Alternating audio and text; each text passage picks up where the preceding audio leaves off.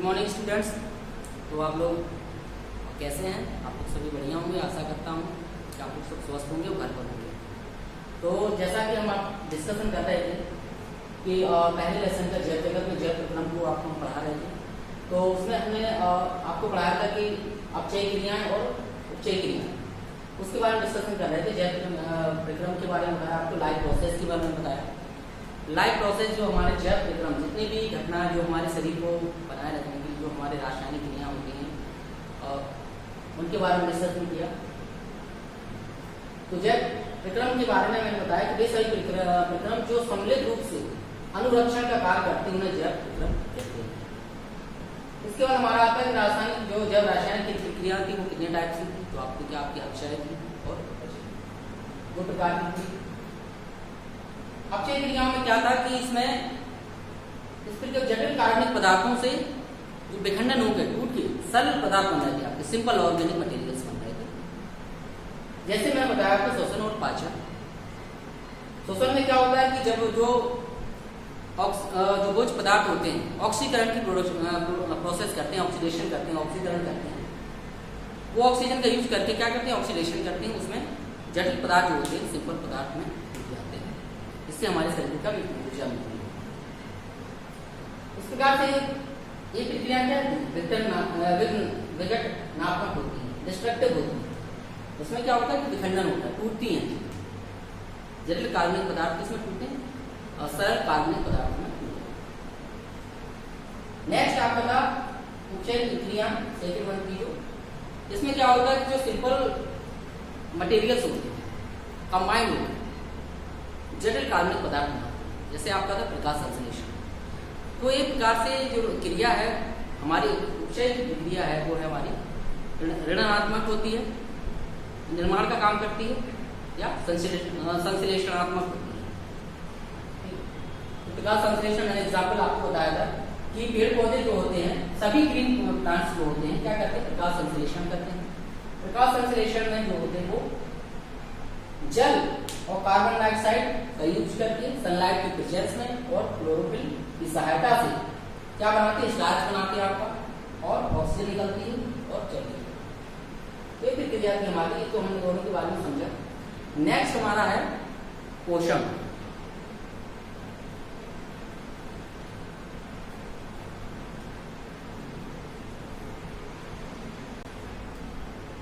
तो नेक्स्ट हमारा पॉइंट है न्यूट्रिशन, पोषण। तो जैसा कि आप जानते हैं कि सभी जीवधारी जो जीवित जीवधारी हैं, सजीव वस्तुएं हैं, उनको अपनी रासायनिक और भौतिक क्रिया करने के लिए ऊर्जा की आवश्यकता है। अब वो ऊर्जा आती कहाँ से? वो ऊर्जा जो आती कहाँ से? वो उस ऊर्जा को प्राप्त करने के लिए भोज्य पदार्थों को ग्रहण करते हैं। भोज्य पदार्थों से उन्हें क्या मिलती है, एनर्जी मिलती है। उससे क्या होगी, उनकी जो रासायनिक क्रिया होती है, जैविक प्रक्रिया होती है, वो संपन्न होती है। ठीक है, तो हम पोषण को कैसे डिफाइन कर सकते हैं? तो वह समस्त परिक्रम जिसके द्वारा जीवधारी बाह्य वातावरण से भोजन ग्रहण करते हैं तथा भोज्य पदार्थों से ऊर्जा प्राप्त करके अपनी जैविक क्रियाएं संपन्न करते हैं, उसे कहते हैं पोषण। ठीक है, सभी जीवधारी होते हैं, उन्हें ऊर्जा की आवश्यकता होती है। ऊर्जा उनके लिए वृद्धि का काम करती है, उनको उनके शरीर के जो टिश्यूज वगैरह हैं, जो हमारे शरीर में टूट फूट होती है, उसके लिए ऊर्जा की आवश्यकता होती है। घुटनों की मरम्मत के लिए हमें ऊर्जा की आवश्यकता होती है, हमें ग्रोथ के लिए ऊर्जा की आवश्यकता होती है। ठीक है, तो इस तरह से हमें बहुत सारी क्रियाएं होती है जो हमारे शरीर में जैविक क्रिया होती है, उनको संपन्न करने के लिए ऊर्जा की आवश्यकता होती है। वो ऊर्जा हमें मिलती है भोज्य पदार्थों से। तो भोज्य पदार्थों को हम ग्रहण करते हैं, उससे हमें ऊर्जा मिलती है, तब जाके हमारी जैविक क्रियाएं संपन्न हो पाए। तो जब इस प्रकार से हमारी पोषण की परिभाषा हुई कि वह समस्त परिक्रम जिसके द्वारा जीवधारी बाहरी वातावरण से भोजन ग्रहण करते हैं तथा भोज्य पदार्थों से ऊर्जा प्राप्त करके अपनी जैविक प्रक्रियाएं संपन्न करते हैं, उसे पोषण करते हैं। ये उसकी परिभाषा होगी हमारी पोषण की। अब आते हैं हमारा नेक्स्ट है जैव प्रक्रम के लिए ऊर्जा की आवश्यकता क्या होती है। तो हम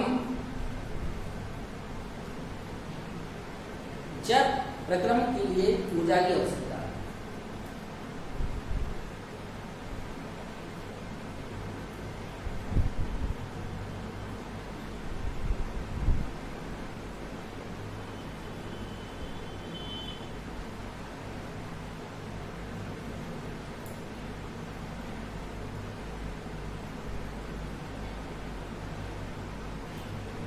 तो जैव प्रक्रिया में ऊर्जा की आवश्यकता क्यों पड़ती है, ऑलरेडी मैं आपको बता चुका हूँ कि जो भोज्य पदार्थ होते हैं किसका, ईंधन का काम करते हैं, फ्यूल का। जिस तरह से आपको जैसे बाइक है, मोटरसाइकिल है, उसमें आप डीजल और पेट्रोल डालते हैं, 4 व्हीलर उसमें डीजल डाला जाता है, कुछ में पेट्रोल भी डाला जाता है, तो ईंधन का काम करता है, उसकी वजह से वो चलती है। उसी प्रकार हमारा शरीर के अंदर भी इंजन एक प्रकार से, तो उसमें क्या ईंधन की आवश्यकता होती है, फ्यूल की आवश्यकता होती है। वो फ्यूल क्या है, हमारे भोज्य पदार्थ फ्यूल का काम करते हैं। भोज्य पदार्थ हम खाएंगे, उसको ग्रहण करेंगे तो उससे हमें एनर्जी मिलेगी, उससे एनर्जी मिलती है, एनर्जी मिलेगी तब जाके हम ये हमारा शरीर क्या है काम करेगा। तो ईंधन का काम, भोज्य पदार्थ क्या करते हैं, ईंधन का काम करते हैं। तो हमारे जैव प्रक्रिया के लिए ऊर्जा की आवश्यकता शरीर को चलाने के लिए, ग्रोथ के लिए, शरीर में जो टूट हो रही है, हमारे जो टिश्यूज वगैरह टूट में चोट लग रही है उसकी भरपाई के लिए, घाव भरने के लिए, इन सब के लिए ऊर्जा की आवश्यकता होती है। और भी चीजें उनके लिए आवश्यकता होती है।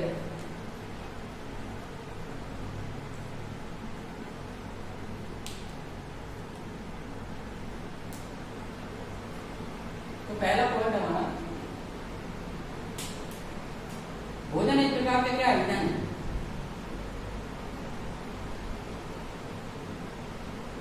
भोजन एक प्रकार का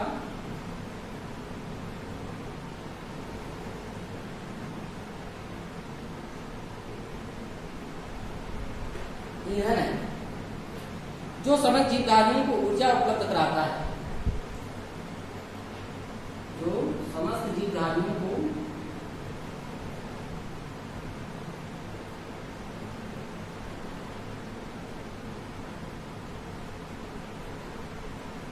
जीवधारियों को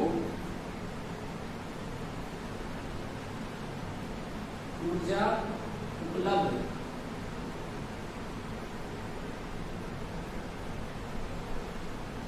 कराता है, ठीक है, जो कि अतः भोजन ऊर्जा एवं वृद्धि के लिए आवश्यक है। तो भोजन किस लिए आवश्यक है, अतः भोजन ऊर्जा एवं वृद्धि के लिए आवश्यक है।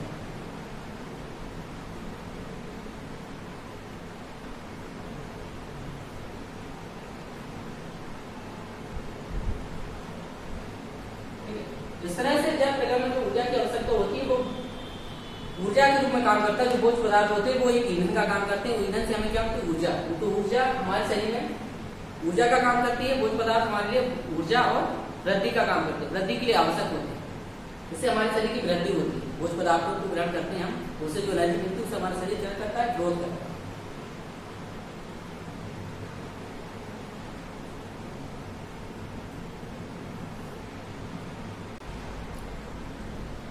नेक्स्ट हेडिंग हमारी है पोषण की आवश्यकता। जिस तरह से मैंने बताया कि पोषण हमारे शरीर में बहुत ही आवश्यक है, जिससे हमारी शरीर की सभी रासायनिक जैविक प्रक्रिया होती हैं, जितनी भी जैविक प्रक्रिया होती हैं हमारी वो संपन्न होती हैं।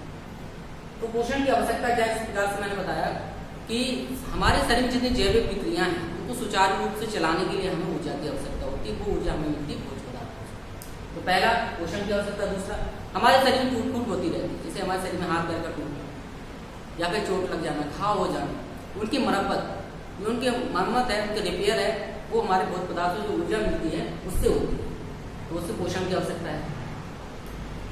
भोजन में शारीरिक वृद्धि और विकास, हमारे शरीर में जो विकास होता है, वृद्धि होती है, हमारे शरीर की जो ग्रोथ होती है। आपने देखा होगा जब छोटे बच्चे छोटे से धीरे धीरे वो बढ़ता है, उसकी लेंथ बढ़ती है, उसकी शरीर की लंबाई बढ़ती है, हाथ पैर उसके बढ़ते हैं, ग्रोथ होती है। तो वो उसके लिए ऊर्जा की आवश्यकता होती है। अगर वो सही न्यूट्रिशन ले रहा तो उसकी ग्रोथ बहुत अच्छी है। ठीक।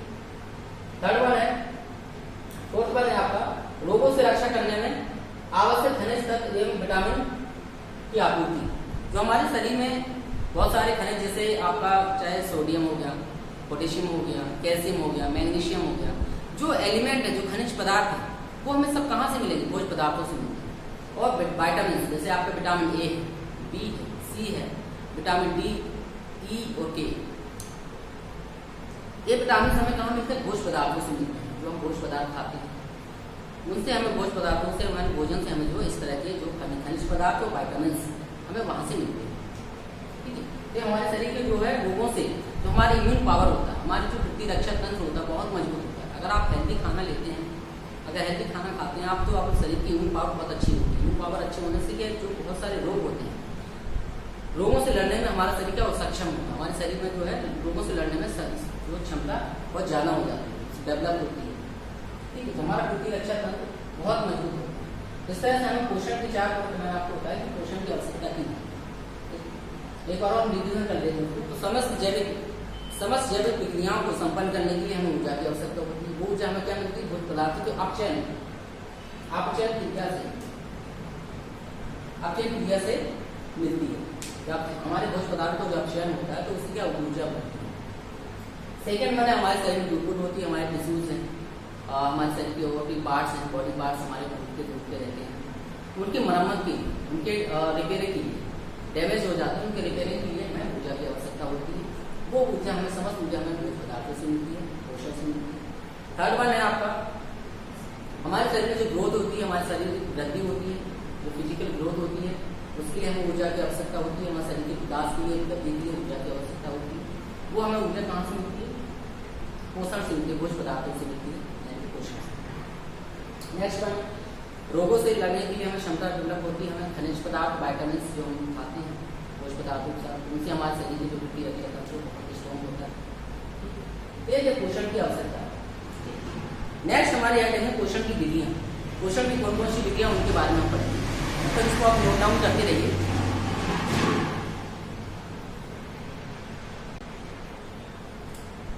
नेक्स्ट हमारे यहाँ है पोषण की विधियाँ।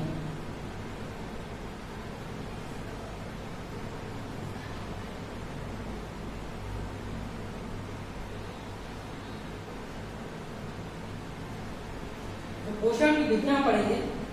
तो पोषण जो होता है मेनली जो है 2 टाइप्स का होता है। एक होता है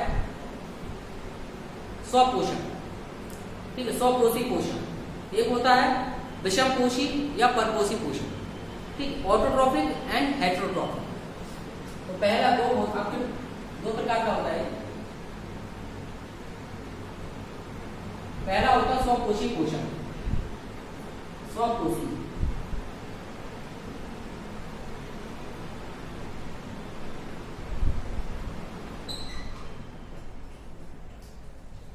स्वपोषी पोषण के बारे में पढ़ेंगे।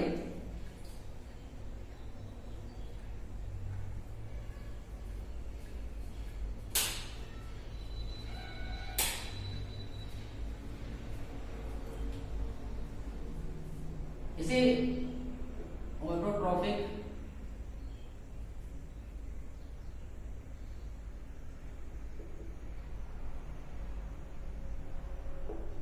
न्यूट्रिशन,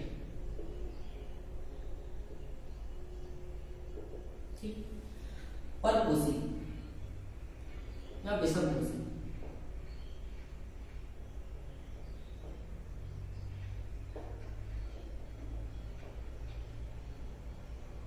या परपोषी।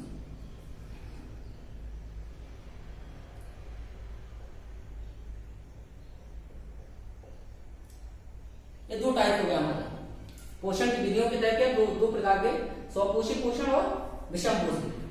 हेटेरोट्रॉफिक बोलते हैं इसको इंग्लिश में, हेटेरोट्रॉफिक न्यूट्रिशन।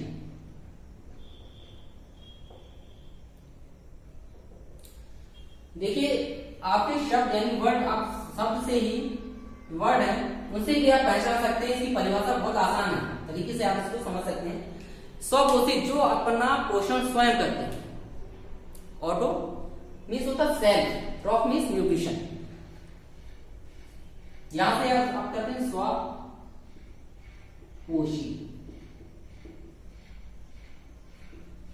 जो अपना पोषण स्वयं करे, स्वपोषी कहलाते हैं, ठीक है। यानी कि वे सभी हर एक पेड़ पौधे, वे जीव जंतु, अब जीव जंतु के लिए इसमें क्या होता है कि पेड़ पौधे आते हैं, सभी हरे पौधे जो अपना भोजन स्वयं बनाते हैं, ठीक है, जो अपना भोजन स्वयं बनाते हैं। जैसे सभी हरे पौधे अपना भोजन स्वयं बनाते हैं, प्रकाश संश्लेषण की प्रक्रिया से वो अपना भोजन स्वयं बनाते हैं। तो वे जीव जंतु जो अपना भोजन स्वयं बनाते हैं उन्हें बोलते हैं स्वपोषी, स्वपोषी पोषण। विषमपोषी जो भोजन के लिए प्रत्यक्ष और अप्रत्यक्ष रूप से दूसरे जीव जंतुओं पर डिपेंड है, जो अपना भोजन दूसरों से प्राप्त करते हैं। परपोषी यानी पर पोषण, ठीक है, विषम पर पोषण यानी पर माना दूसरे, परपोषी।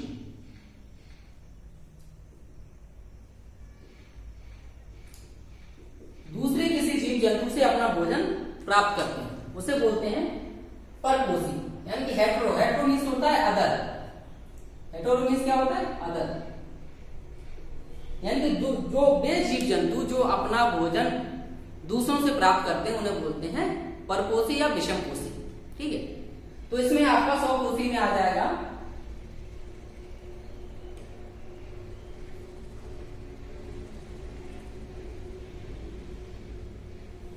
ऑटो मीन्स होता है सेल्फ और ट्रॉफ मीन्स न्यूट्रिशन। ठीक है, इसमें आ जाएंगे आपके सभी हरे पेड़ पौधे, पेड़ पौधे। ठीक है, एक बार और इसको हम समझते हैं। स्वपोषी वे जीव जंतु, वे सभी जीव जंतु जो अपना भोजन स्वयं बनाते हैं, अपना भोजन स्वयं बना लेते हैं। ठीक है, उन्हें बोलते हैं स्वपोषी पोषण। वो स्वपोषी पोषण के अंतर्गत आते हैं, जैसे सभी हरे पेड़ पौधे। और विषमपोषी पोषण वे जीव जंतु जिसमें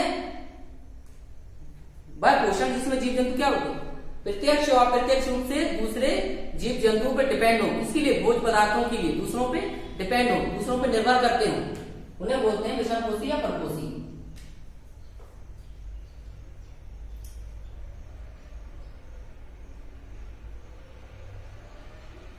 जीव जंतु मानव। ठीक है, क्या है तो आपके विषमपोषी या परपोषी है। मानव देखा होगा आपने कि प्रत्यक्ष और अप्रत्यक्ष रूप से किस पे डिपेंड है, सभी पेड़ पौधों या जीव जंतु पे डिपेंड है। बहुत सारे जीव जंतु हैं जो क्या है, जैसे गाय है, आपकी भैंस है, कि हरे पेड़ पौधों पे डिपेंड है, खुद अपना भोज्य पदार्थ कहां से प्राप्त करती है, हरे पेड़ पौधों से। ठीक है, अब इसके टाइप्स होते हैं, विषमपोषी की भी टाइप्स होते हैं। इसके भी 3 टाइप्स हैं। पहला आपका मृतोपजीवी पोषण, परजीवी पोषण और प्राणी संभोजी पोषण। पहला है आपका इसके अंतर्गत मृतोपजीवी,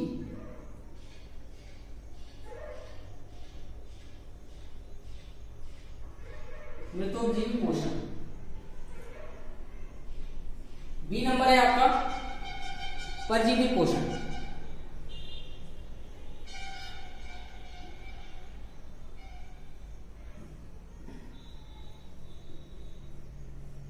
थर्ड वन है आपका जंतु संभोजी।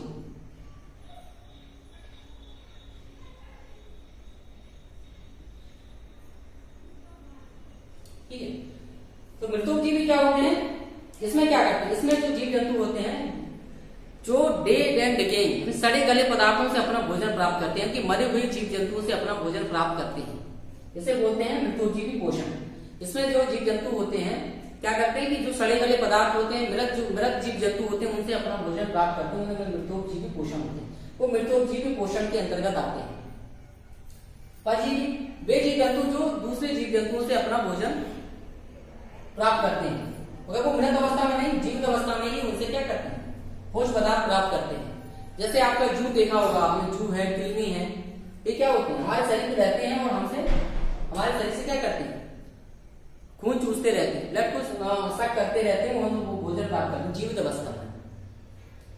जंतु संभोजी, जो जंतु संभोजी क्या होते हैं, वे जीव जंतु जो सीधे